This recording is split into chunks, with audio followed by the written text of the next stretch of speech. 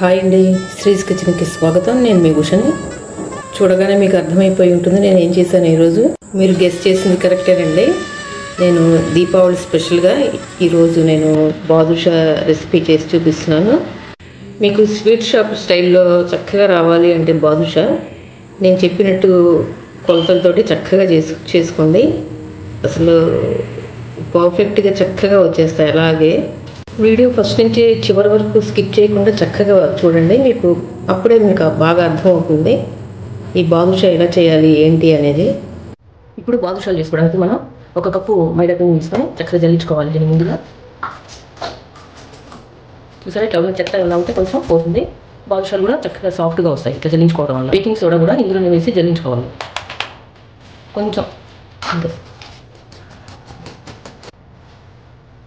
కొంచెం సాల్ట్ టేస్ట్కి, ఒక 2 స్పూన్లు పెరుగు వేసుకోవాలి, 2 స్పూన్లు నెయ్యి వేసుకోవాలి. నెయ్యి లేకపోతే దాంట్లో వేసుకోవచ్చు, ఆయిల్ అయినా వేసుకోవచ్చు. నెయ్యి వేసుకుంటే టేస్ట్ బాగుంటుంది. ఇప్పుడు ఇది బాగా మిక్స్ చేసుకోవాలి. కొంచెం వాటర్ యాడ్ చేసుకుంటూ కలుపుకోవాలి. పిండి ఇలా మెత్తగా చక్కగా కలిపేసేసుకుని కాసేపు పక్కన పెట్టేద్దాం. పిండి ఇలా ఉండాలన్నమాట. కలుపుకుంటే చూసారా, కన్సిస్టెన్సీ ఇలా ఉండాలి. స్టవ్ వెలిగించుకుని చిన్న బాండీ పెట్టుకుని 1 కప్పు మైదా పిండి కదండి మనం తీసుకుంది, 1 కప్పు షుగర్ తీసుకుందాం. ఇలా 1 కప్పు నీళ్ళు పోసుకుందాం.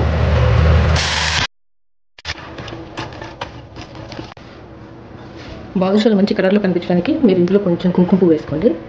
కావాలంటే ఫుడ్ కలర్ అయినా వేసుకోవచ్చు. ఈ పాకం అనేది గులాబ్ జామ్ పాకం కంటే కూడా కొంచెం ఎక్కువ ఉండాలి. ఇందులో మనం కొంచెం ఇలాచీ పొడి వేసుకుందాం. చూద్దామండి.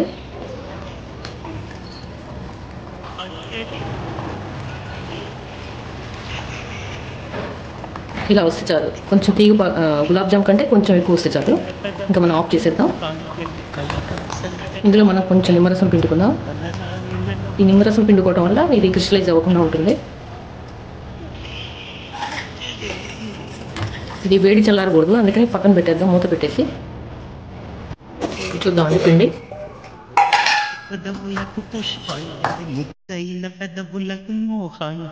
చిన్న ఉండల్లాగా చేసేసుకుందాం.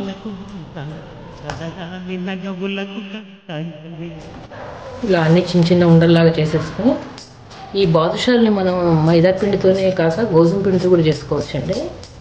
మనకి పర్ఫెక్ట్గా స్వీట్ షాప్ స్టైల్లో కావాలంటే మైదా పిండితో చేసుకుంటే బాగా వస్తాయి అన్నమాట. మరి గట్టిగా అదిమి పెట్టకుండా ఇట్లా రౌండ్గా తిప్పాలి. ఒకే రౌండ్లో తిప్పండి. ఇలా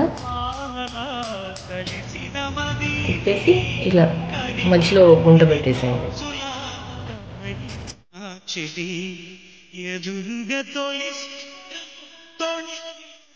ఇప్పుడు డీప్ ఫ్రైకి కూడా ఆయిల్ పెట్టుకుందాం. స్టవ్ మీద ఒక కడాయిలో ఆయిల్ పోసుకొని పెట్టుకుందాం. ఆయిల్ బాగా హీట్ ఎక్కకూడదండి, కొంచెం లైట్గా హీట్ ఎక్కాలి. మరి హీట్ ఎక్కితే కనుక స్టవ్ ఆఫ్ చేసేసేయండి. మీరు ఆఫ్ చేసి అప్పుడు వేయండి. ఇట్లా మనం ఇవి వేయగానే ఇందులో లైట్గా బబుల్స్ అనేది రావాలి. చూసారా, స్లోగా వస్తున్నాయి ఈ బబుల్స్ అనేవి. అట్లా మనం స్లోగా సిమ్లో పెట్టుకుని ఇవి వేయించుకోవాలి. అప్పుడే అవి బాగా లోపల వరకు కుక్ అవుతాయి.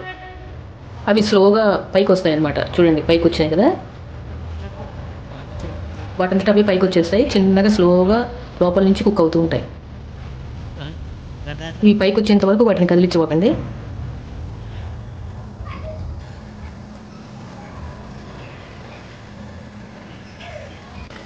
స్టవ్ ఇప్పుడు మీడియం ఫ్లేమ్లో పెట్టుకుని అటు ఇటు టర్న్ చేసుకుంటూ వీటిని చక్కగా కాల్చుకోండి. గోల్డ్ కలర్లోకి వచ్చే వరకు. ఇవి వేగిపోయినాయండి, తీసేద్దాము. చూసారా, గోల్డ్ కలర్లోకి వచ్చేసినాయి చక్కగా. వీటిని తీసిన వెంటనే మనం ఆ పక్కనే ఉన్న పాకం రెడీ చేసి పెట్టుకున్నాం కదా, అందులో వేసేసుకోవాలి. వెంటనే ఈ పాకం అనేది కూడా మరీ వేడిగా ఉండకూడదు, మరీ చల్లగా ఉండకూడదు, గోరువెచ్చగా ఉండాలి. ఇవి వెంటనే అందులో వేసేసి మనం కలిపేసుకోవాలి.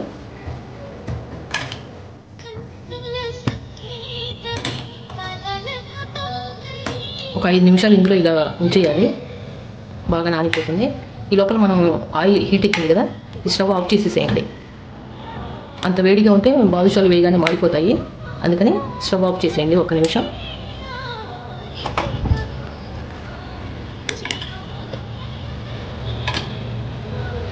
మీకు ఈ పాకం అనేది జ్యూసీగా ఉండాలి బాదుషాలు అనుకుంటే ఈ పాకం చేసుకోండి. గులాబ్ జామ్ కంటే కొంచెం పాకం ఎక్కువ వచ్చేటట్టుగా పెట్టుకోండి. ఇలా అలా కాదు మాకు కొంచెం గట్టిగా ఉండాలి పాకం, పైన ఒక లేయర్ లాగా తెల్లగా కనిపిస్తూ ఉండాలంటే ఇంకొంచెం సేపు కొంచెం ముదురు పాకం వచ్చేటట్టుగా చేసుకోండి. అది మీ ఇష్టం. జ్యూసీగా కావాలనుకుంటే మాత్రం ఇలా చేసుకోండి. ఇలా ఒక 5 నిమిషాలు ఇందులో ఉంచేద్దాం మనం. పాకం చల్లారినట్టుగా అనిపిస్తే మీకు వేసే టైంకి కొంచెం వెచ్చబెట్టుకోండి. మరీ వేడిగా కాదు, కొంచెం గోరువెచ్చగా వెచ్చబెట్టుకుని అప్పుడు వేసుకోండి బాదుషాలు. ఇప్పుడు ఇందులో వేసేసుకున్నాం బాదుషాలు మనం.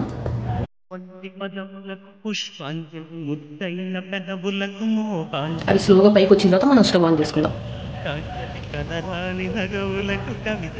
చూసారా ఇవి పైకి వచ్చినాయి కదా, ఇప్పుడు మనం స్టవ్ ఆన్ చేసుకుందాం.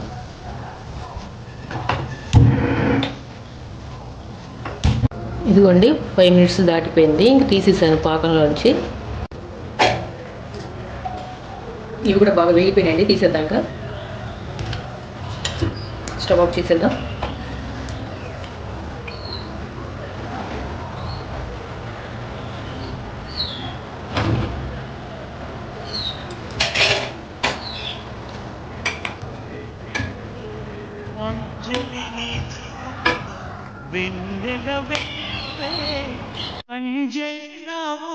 బాదుషాలు కూడా తీసిన వెంటనే మనం ఆ పాకంలో వేసేయాలి, అప్పుడే అవి చక్కగా పీల్చుకుంటాయి. ఇంతేనండి, బాదుషా చేయడం అయిపోయింది. చూసారా ఎంత ఎమ్మీగా చక్కగా జ్యూసీగా ఎలా వచ్చాయో. ఈ దీపావళికి మీ ఇంట్లో వాళ్ళ కోసం చక్కగా టేస్టీ బాదుషాలను చక్కగా చేసి పెట్టండి. వాళ్ళు ఎంతో హ్యాపీగా ఫీల్ అవుతారు.